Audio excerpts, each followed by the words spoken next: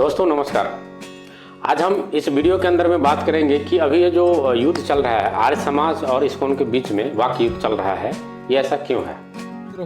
मैंने बहुत से मुसलमान और ईसाइयों को भी झेला है, लेकिन जितने कायर, कमजोर, वीर्यहीन, लिंग वृत्ति वाले झूठे लोग इस्कॉन संस्था वाले हैं ना, इतना कोई नहीं है। मैं इस युद्ध को सपोर्ट तो नहीं कर रहा हूँ, लेकिन कभी कभी ऐसा समय आता है कि हम कोई जोक पास कर रहे हैं या ऐसा कुछ बोल रहे थे जिनमें लोगों को मज़ा आ रहा है। हमने 10 जोक पास किए तो लोगों ने खूब एंटरटेनमेंट हुआ, खूब मज़ा आया, लोगों को वो बहुत हंसे और उसको अच्छा लगा। तो हम क्या सोचते हैं कि एक जोक और पास कर देते हैं, राइट, तो ताकि वो लोग और हंसे थोड़ा सा। तो हमारी भी जो ईगो है उसको थोड़ा सा सेटिस्फेक्शन मिलता है इस प्रकार की काम करने से। तो हम जोक पे जोक जो है वो पास करते रहते हैं। तो यही हाल अमोघ लीलादास प्रभु का है।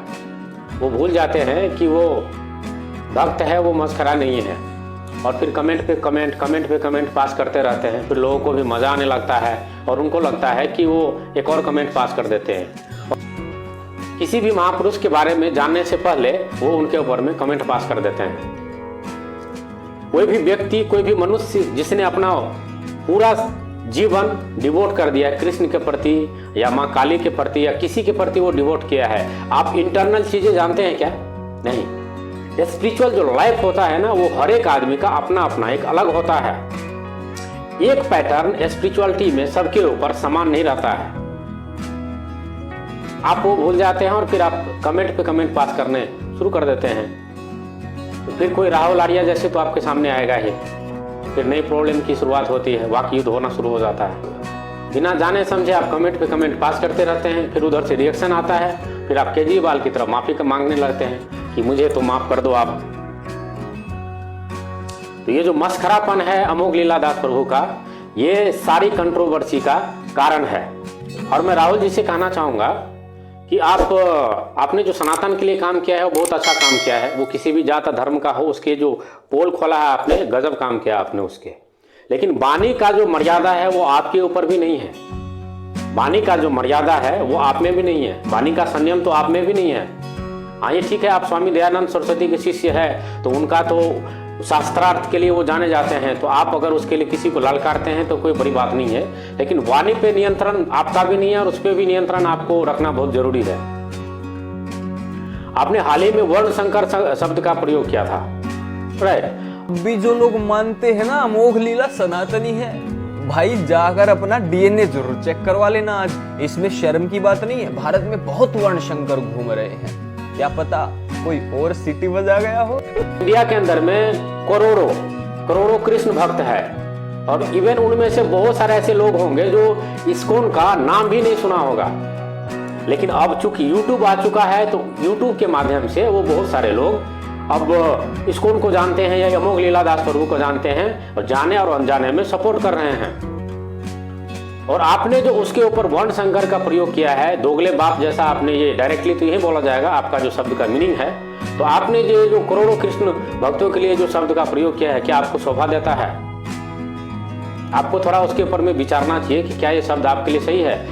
आप कहीं न कहीं हिंदुत्व को नीचा दिखा रहे हैं इस प्रकार के शब्दों को प्रयोग करके, और पूरे हिंदू समाज का आप अपमान कर रहे हैं। क्योंकि हर एक हिंदू समाज भगवान कृष्ण को मानता है, उसको पूजता है और वो होल लाइफ डिवोट करता है उसको। और जाने अनजाने में, अगर वो अनजाने में ही करेंगे या जाने में करेंगे, डजंट मैटर, लेकिन आपको वर्ण संकर शब्द का प्रयोग जो आपने उनके लिए किया है, ये बहुत ही लज्जाजनक है। मेरा इस्कॉन से कोई लेना देना नहीं है, लेकिन मैं इस बात से सहमत हूँ कि जब भी आप अपने क्षेत्र के अलावा दूसरे क्षेत्र में जाते हैं तो उस दूसरे क्षेत्रों के लोगों का रहन सहन, उसके परंपरा क्या है, उनके हिसाब से थोड़ा सा अपने आप को ढालना पड़ता है। अगर आप चाहते हैं कि वो सारे लोग आपके संस्था में या आपके विचारधारा को फॉलो करें, तो आपको उनके जैसा रिलेट करना पड़ता है।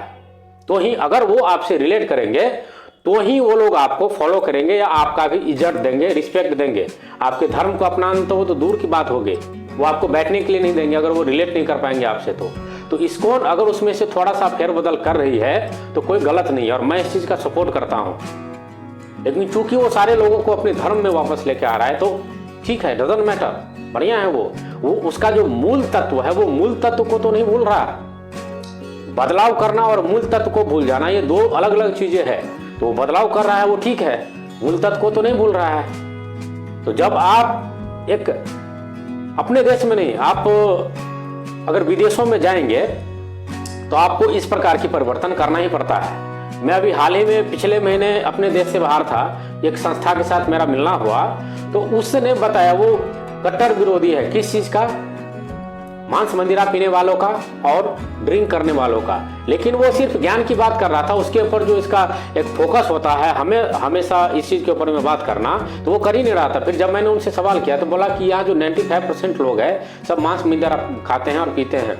अगर हमने उसके ऊपर में जरा सा भी बात किया तो जो धर्म का एक संस्कार का, धर्म का जो बीज उसके अंदर में गया है वो खत्म हो जाएगा वहीं से, क्योंकि वो उस दुनिया में रमा हुआ है। तो हम अभी उसको नहीं बोल रहे, लेकिन जब उसके अंदर में ज्ञान आएगा तो अपने आप को खुद ही चेंज कर लेगा, हमको बताने की जरूरत नहीं है, राइट। तो अपने आप में थोड़ा सा बदलाव करना पड़ता है। अगर आप ग्राउंड लेवल पे वर्क करेंगे तो सभी क्षेत्रों में और अपने देश से बाहर, तो थोड़ा सा बदलाव अगर वो कर रहा है और मूल तत्व में वो अपने आप को परिवर्तन नहीं कर रहा है तो ये ठीक है, मैं इसको सपोर्ट करता हूँ। आप लोग जो भी कर रहे हैं बहुत अच्छा कर रहे हैं। शास्त्रार्थ करना बहुत बड़ी बात है और बहुत बढ़िया बात है, क्योंकि शास्त्रार्थ मंथन है। जब आप मंथन करेंगे तो उसमें से अमृत बाहर निकलेगा, ये बहुत जरूरी है। लेकिन शास्त्रार्थ करते समय और या फिर आप वीडियो में जो आप शास्त्रार्थ कर रहे हैं एक दूसरे के लिए, तो उसमें भी आपको अपने वाणी के ऊपर मर्यादा का ध्यान रखना बहुत जरूरी है। आप कुछ भी बोलने के लिए स्वतंत्र नहीं है। आपके हाथ में कैमरा है और माइक है तो आप कुछ भी बोलने के लिए स्वतंत्र नहीं है, क्योंकि ये जो धरती है वो बीड़ी विहीन और पुत्र विहीन नहीं हुआ है।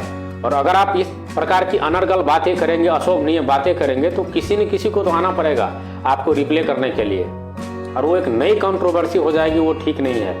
हम नेट पे आए हैं, इंटरनेट पे, यूट्यूब पे इसलिए आए हैं ताकि हम समाज को एक अच्छी राह दे सके, अच्छी दिशा दे सके। लेकिन हम जब अपशब्दों का प्रयोग करेंगे तो ये तो ठीक नहीं है, वो किसी के लिए भी ठीक नहीं है।